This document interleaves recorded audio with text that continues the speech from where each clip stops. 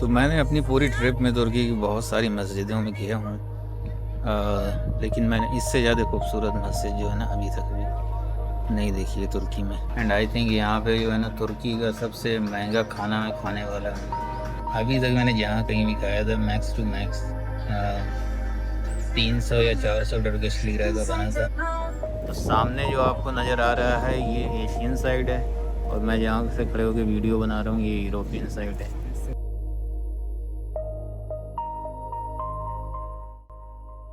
इन दीवारों का मुआयना करने के बाद हम लोग वापस जा रहे हैं होटल। होटल में थोड़ा चेक इन करते हैं, आराम करते हैं क्योंकि सुबह के निकले हुए हैं। फिर इसके बाद जो है देखते हैं आगे। तो अभी हम लोग जो है मेट्रो पे हैं, और मेट्रो का स्टेशन का नाम है तोपकापी। तो ये हमें जो है हमारे होटल वाली साइड में लेकर जाएगा। बस बहुत ही ज़्यादा क्राउडेड थी भाई। ये सर ये मेट्रो नहीं थी, ये थी ट्रैम। जो रोड पे आपने देखा होगा वो पटरी बिछी होती है वहाँ पे जो चलती है, तो ये ट्रैम थी, मेट्रो नहीं। तो इस्तांबुल शहर की जो है ना भीड़ भाड़ शुरू हो गई है, और जो उनकी ट्रैम थी वो भी बहुत ज़्यादा क्राउडेड, बहुत भीड़ थी। मतलब पूरा मुझे खड़े होके ही आना पड़ा वहाँ तक। और पब्लिक ट्रांसपोर्ट ऐसे ही होता है, इसमें आपको वेट भी करना पड़ता है, खड़े भी होना पड़ता है।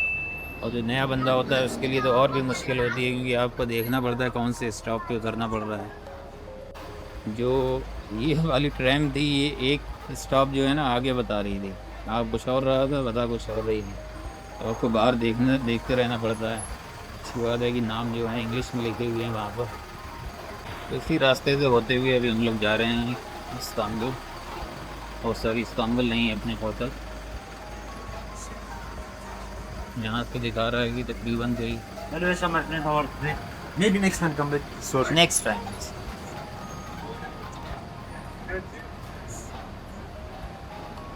यहाँ से कोई 5 मिनट की वॉक दिखा रहा है, देखते हैं कहाँ बन निकलते हैं।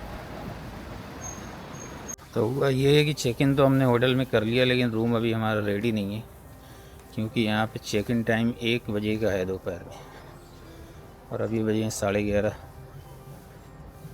तो जो ऑलरेडी गेस्ट हैं वो अभी वहाँ पे हैं, और वो कह रहा है वो निकलेंगे, इसके बाद जो है हाउस कीपिंग करेंगे, फिर जो है आपको रूम दे पाएंगे। मैंने कहा ठीक है, फिर जब तक मैं जो है बाहर थोड़ा खा पी लेता हूँ और बाद में आता हूँ। तो हमने सोचा लंच कर लिया जाए, तो एक होटल से बैठे हैं रेस्टोरेंट पे उसके लिए। एंड आई थिंक यहाँ पे जो है ना तुर्की का सबसे महंगा खाना मैं खाने वाला हूँ। मैंने जो भी ऑर्डर किया है, पहली बार तो था नहीं कुछ, जो ऑर्डर किया है वो मुझे पता नहीं क्या है, तकरीबन 700 टर्किश लीरा के आसपास जो है उसकी कॉस्ट है। अभी तक मैंने जहाँ कहीं भी खाया था मैक्स टू मैक्स 300 या 400 टर्किश लीरा का बना था, लेकिन यहाँ पे जो है कुछ ज़्यादा ही महंगा है। तो तुर्की में आई डोंट नो, मुझे ऐसा लगता है कि थोड़ी महंगाई कुछ ज़्यादा ही है, ख़ास करके क्योंकि टूरिस्ट एरिया पे और भी ज़्यादा चीज़ें महंगी होती हैं, लेकिन इतनी महंगी होती हैं मुझे इसका अंदाज़ा नहीं था।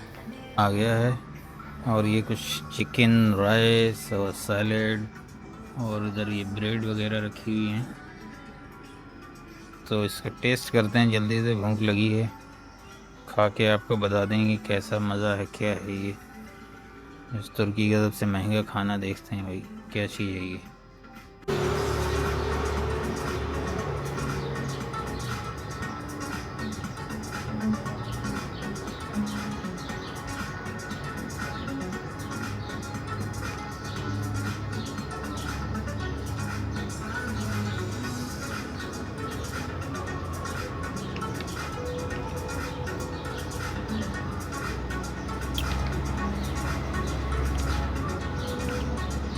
टेस्ट तो अच्छा है, ख़राब नहीं है।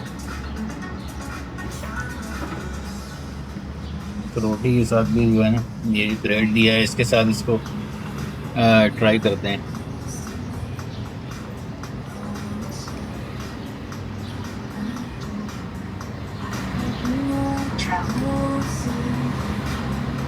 तो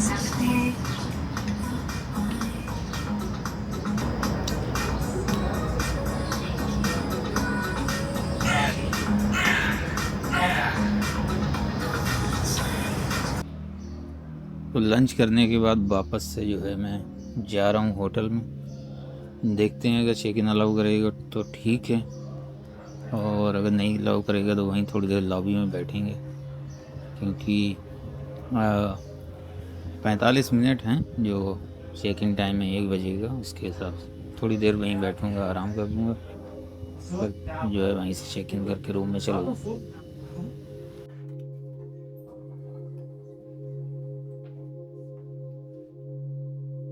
तो ये हमारा रूम है। एक्चुअली रूम तो दूसरा था, लेकिन वो शायद अभी अवेलेबल नहीं है।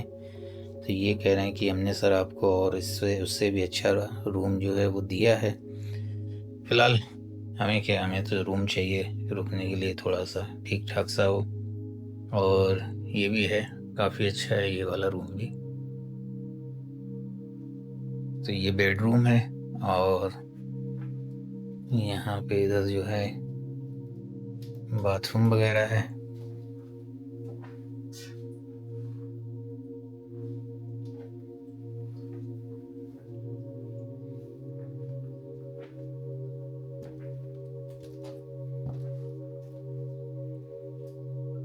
सही है, काफ़ी अच्छा रूम है। और बस हमें एक रात आज ही तो रुकना है, इसके बाद कल चेकआउट कर देना है। कोई फ़र्क नहीं पड़ता कौन सा रूम हो क्या हो, ये भी बहुत बढ़िया है। ऑलराइट, तो अब कुछ देर यहाँ पे आराम करते हैं, और उसके बाद हम लोग निकल कर जाएंगे बाहर।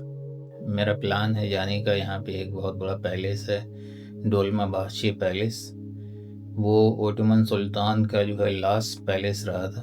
तो कई पैलेस थे, मतलब बुरसा में था, फिर इधर एदिरने में गए, वहाँ इनका पैलेस थे, फिर ये फाइनली इस्तांबुल आए। यहाँ तो काफ़ी पैलेस एक है, वो काफ़ी टाइम तक रहा। फिर फाइनली जो लास्ट टाइम था ओटोमन्स का, वो उसमें जो है वो डोलमाबाशी पैलेस, और इसके अलावा भी कई पैलेस थे जिसमें ये लोग रहते थे। तो वो पैलेस में जाएंगे हम, and that would be probably our last visit of today. लेकिन पहले थोड़ा आराम करते हैं, उसके बाद जो है जहाँ भी जाना होगा निकलते हैं। तो होटल में कुछ देर आराम करने के बाद हम लोग वापस निकल पड़े हैं इस्तांबुल को एक्सप्लोर करने। और अभी हम जा रहे हैं डोलमाबाशी पैलेस, जो एक ओटोमन पैलेस हुआ करता था।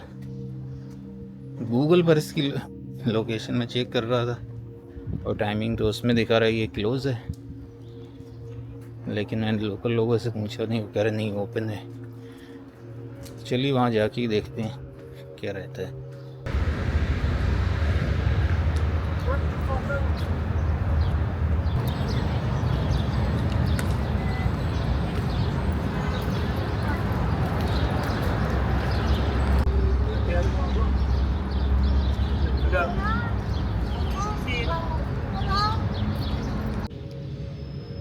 तो कभी कभी गूगल जो है उसकी बात मान भी लेनी चाहिए, क्योंकि हम आए हैं यहाँ पर और अनफॉर्चुनेटली बस इसको बाहर से ही देख सकते हैं।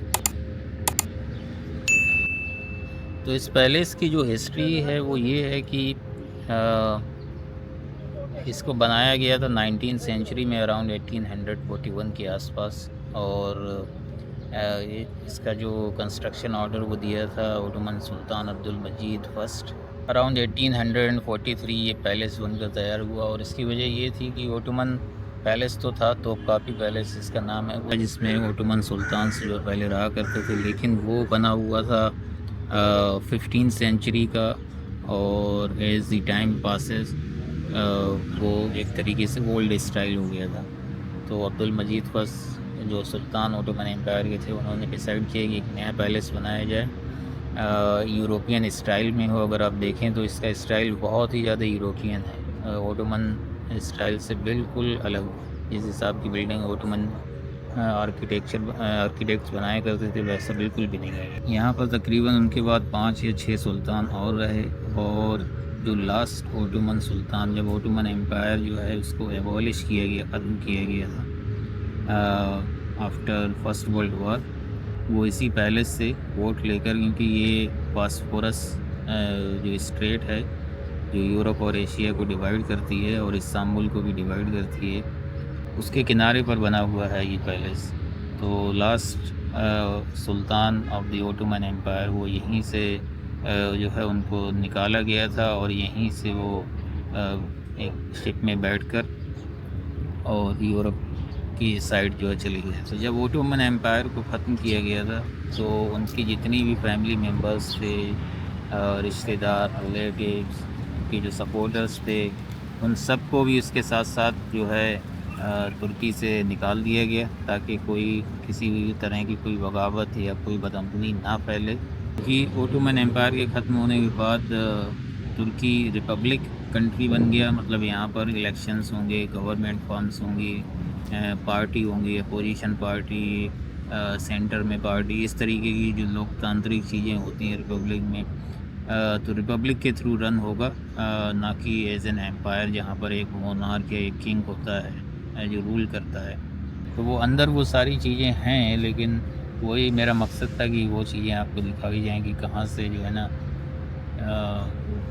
लास्ट ओटोमन सुल्तान्स और ये पैलेस कैसे कंस्ट्रक्ट हुआ, अंदर कैसा है। काफ़ी खूबसूरत है, बट अनफॉर्चुनेटली क्लोज है तो हम जा नहीं सकते हैं।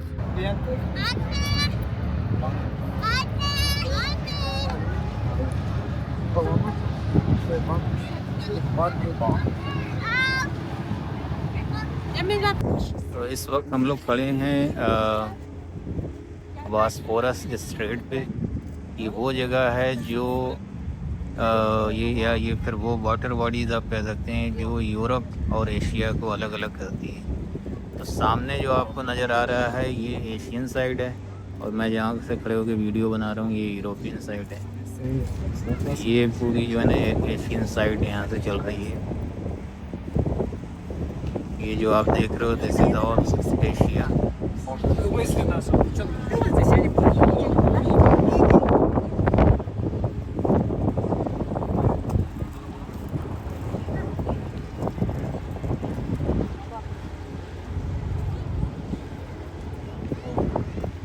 और ये अभी इस साइड शुरू हुआ है। तो ये जो आपको इमारतें अब नज़र आ रही हैं ये यूरोप साइड सब बनी हुई, ये सब यूरोप साइड।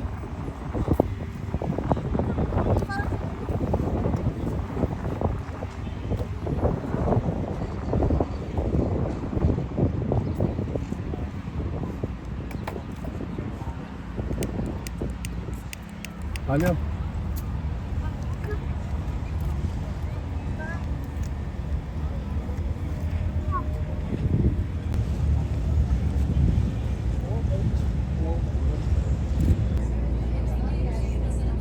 ये बीच में बॉस्फोरस स्ट्रीट है और हम जो है एशिया साइड जा रहे हैं यूरोपियन साइड से।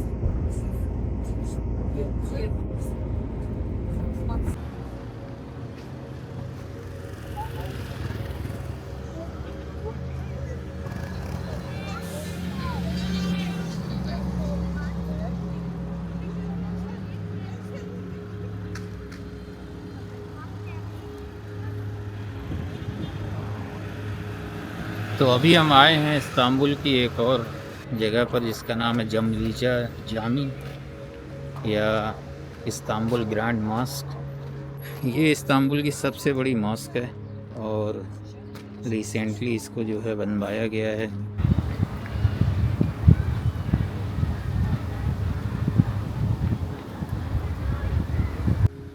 इस वक्त हम लोग बैठे हैं इस्तांबुल की सबसे बड़ी मॉस्क जिसका नाम है ग्रैंड जामलीजा मॉस्क या बुयूक जामलीजा जामी।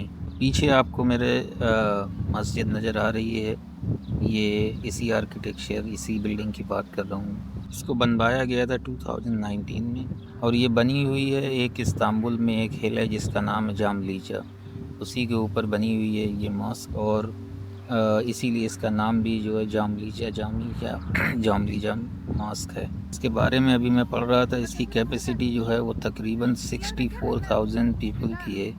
64,000 लोग जो है इसमें एक वक्त में जो है नमाज़ पढ़ सकते हैं, क्योंकि ये हिल पर बनी हुई है। इसकी यहाँ से पूरे सिटी का व्यू जो है बहुत ही बेहतरीन है। अगर आप देखें तो यहाँ से पूरे शहर का नज़ारा जो है आपको नज़र आएगा, चाहे वो यूरोप साइड हो, चाहे वो एशिया साइड हो, कहीं भी हो। तो बड़ा ही खूबसूरत व्यू यहाँ से शहर का आता है। इसको बनवाने में तकरीबन 110 मिलियन डॉलर का खर्चा आया था। और सबसे कमाल की बात ये है कि इसके जो दोनों आर्किटेक्ट हैं वो दोनों फीमेल लेडीज़ हैं। एक का नाम है बहार मिर्ज़राक, तो दूसरे का नाम है हैरिये गुल। 2019 में इसको तुर्की के प्रेसिडेंट रजब तैयब अर्दोआन ने इसका जो है उद्घाटन किया था। ये मस्जिद जो है अभी 2019 में बनी है, लेकिन इसका जो आर्किटेक्चर है वो टिपिकल ओटोमन स्टाइल है। सल्तनत उस्मानिया के दौर में आज से 500-400 साल पहले जिस हिसाब से मॉस्क या मस्जिदें या बिल्डिंग्स बनाई जाती थी, टिपिकल वही आर्किटेक्चर है इसका। जितनी खूबसूरत ये बाहर से दिखती है उतनी ही अंदर से भी है। अभी मैं आपको अंदर ले जाके भी इसके जो है वीडियोस दिखाऊंगा कि अंदर से कैसी दिखती है। के अंदर चलते हैं और इसके अंदर का आर्किटेक्चर इंटीरियर जो है वो आपको दिखाते हैं।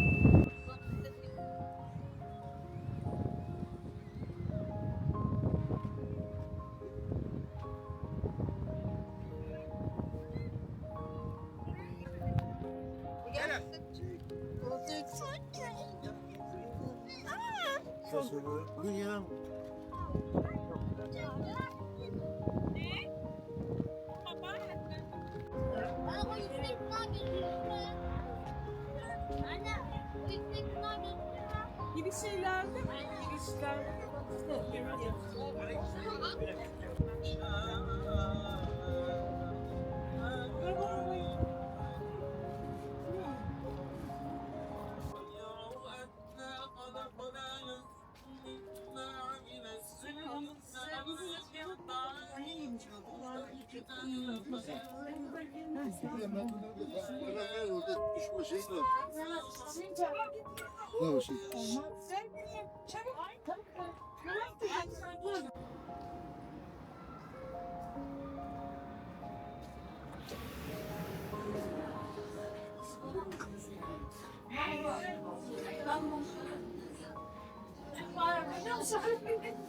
Yani güzel bir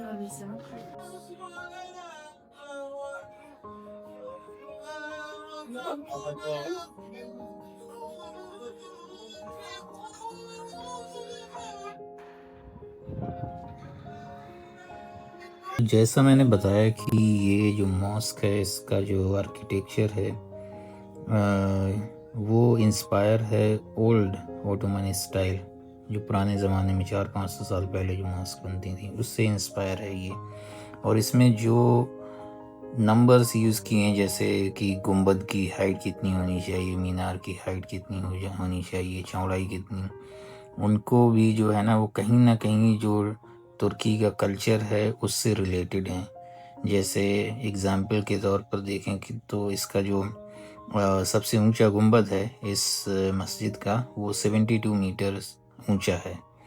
और 72 जो नंबर है वो तुर्की में कल्चर में अगर देखें तो कहा जाता है कि जो तुर्क कल्चर है वो या ओटोमन एम्पायर या इनका जो नेशन है वो लाइक 72 जो कंट्रीज़ थे उनके ऊपर रूल करता था, या फिर 72 तरीके के जो कबीले थे उनसे मिल के बना है। तो कुछ इस तरीके की अंडरस्टैंडिंग है इस नंबर के साथ। इसके अलावा अगर देखा जाए तो इस जो सबसे बड़ा जो गुंबद है इसकी जो चौड़ाई है वो 34 मीटर है। तो जो 34 नंबर है वो इस्तांबुल का जो कार प्लेट नंबर है उसको रिप्रेजेंट करता है। इसी तरीके से अगर देखा जाए तो इस मस्जिद में 6 मीनारें, यूजली 4 मीनारों की ही मस्जिद ज़्यादातर बनती है ज़्यादातर जगहों में, लेकिन इसमें जो है 6 मीनारें हैं। और ये जो 6 नंबर है ये इस्लामिक फेथ कि जो 6 आर्टिकल्स हैं, फॉर एग्ज़ाम्पल कि अल्लाह ताला एक है, उसकी जो बुक्स हैं, कुरान में बिलीव करना, last day of the judgement, क़यामत का जो दिन है, तो जो वो 6 आर्टिकल हैं इस्लामिक फ़ेथ के, उनको रिप्रेजेंट करता है। और इन मीनारें हैं, इनकी जो हाइट है, 6 मीनारें हैं, 6 में से जो 4 हैं उनकी जो हाइट है वो है 107.1 मीटर, तो 1071। तो अगेन ये जो नंबर है फिर से तुर्की की हिस्ट्री से रिलेटेड है। तो 1071 विच मीन्स 1071, और ये 1071 ईस्वी में जो सेल्जुक एम्पायर था, जो ओटोमन एम्पायर से पहले आया था, वो भी तुर्क ही थे। वो यहाँ पर आए थे और उन्होंने जो है रोमन एम्पायर को 1071 एडी या 1071 ईस्वी में एक बैटल ऑफ मैंजिकर्ट हुआ था। उसमें बहुत बड़ी शिकस्त रोमन एम्पायर को दी थी। इनफैक्ट उनका जो रोमन एम्पायर का जो एम्परर था उसे उन्होंने कैप्चर कर लिया था, जो कि एक उस ज़माने में एक बहुत ही बड़ी बात थी कि आप रोमन एम्पायर, क्योंकि उस वक्त बहुत बड़ी ताकत था रोमन एम्पायर, तो उसको उन्होंने कैप्चर कर लिया था और इन्हें बहुत बड़ी जीत हासिल हुई थी। और उस जीत के बाद ही ये लोग जो है, जो तुर्क लोग थे, वो तुर्की का जो आज का जो रीजन है उसमें दाखिल हो पाए थे, और आज ये जहाँ भी कहीं भी सेटल्ड हैं उसी की बदौलत ये हुआ है। अगर वो बैटल शायद ये हार जाते तो शायद ना होता, या और ज़्यादा टाइम लग जाता है, या मतलब कुछ भी सिचुएशन हो सकती थी। तो ये जो बैटल ऑफ मैंजिकर्ट है जो 1071 ईस्वी में हुआ था, ये तुर्क की हिस्ट्री में जो है, तुर्कों की हिस्ट्री में इसे बहुत ही ज़्यादा बड़ी इवेंट या बहुत ही ज़्यादा इम्पोर्टेंस इसको दिया जाता है। तुर्कों का मानना है कि इसी की वजह से आज उनका जो नेशन है, जो तुर्की मौजूदा हालत में है, वो इसी बैटल में जो विक्ट्री हुई थी उसकी वजह से है। कहते हैं कि इसने जो है kind of it open the gate of the Anatolia for the Turk. तो ये नंबर जो है उनकी अगेन हिस्ट्री से रिलेटेड है। तो इस तरीके की चीज़ें जो है ना, मॉस्क को जब को जो है डिज़ाइन किया गया है, बनाया गया है, तो इसके आर्किटेक्चर में इन चीज़ों को थोड़ा ख़ास ख्याल दिया गया है। तो जो भी नंबर्स हैं यहाँ पर, उनका कहीं ना कहीं कोई इवेंट, इस्लाम या तुर्क हिस्ट्री से कोई ना कोई उनका जो है रिलेशन ज़रूर है।